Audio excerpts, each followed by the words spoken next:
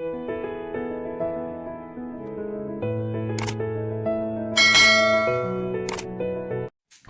guys, welcome back to my new channel. Maaf ya, ini videonya diiringi oleh background dari anak saya yang lagi main. Hari ini kita akan belajar tentang singular dan plural. Dalam bahasa Indonesia itu disebut dengan tunggal dan jamak. Nah, seperti apa penggunaannya di dalam bahasa Inggris? Ikutin terus ya. Kita bisa lihat contohnya di sini ya. Misalnya satu apel dalam bahasa Inggrisnya itu one apple. Nah, kalau misalnya ada dua apelnya menjadi two apples. Kita hanya perlu menambahkan s saja di apple-nya. Contoh berikutnya, one table. Kalau ada dua table menjadi two tables. One book. Kalau ada dua menjadi two books. One car menjadi two cars. One tiger menjadi two tigers. Yang pasti kalau misalnya dia lebih dari satu, kita hanya perlu menambahkan ss di belakang si katanya itu. Nah, sama juga halnya dengan three apple. Kita hanya perlu menambahkan s saja menjadi three apples. Four tables. Five books. Six cars. Seven tigers. Jadi yang pasti kalau dia lebih dari satu, kita hanya perlu menambahkan SSS di belakang katanya itu. Simple ya teman-teman.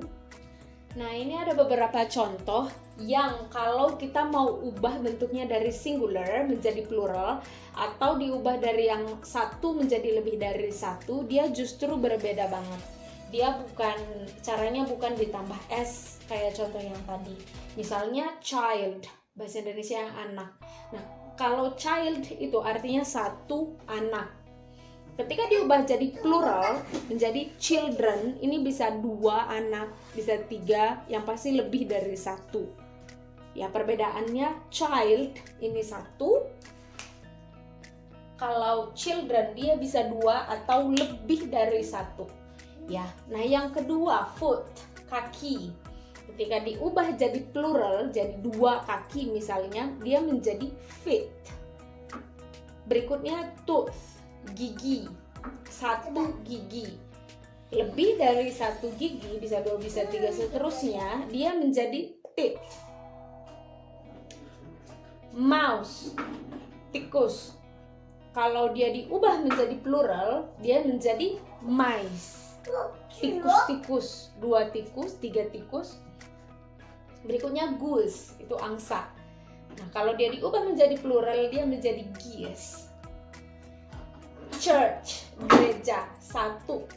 Dan kalau dia lebih dari satu, bisa dua atau tiga seterusnya, dia menjadi churches.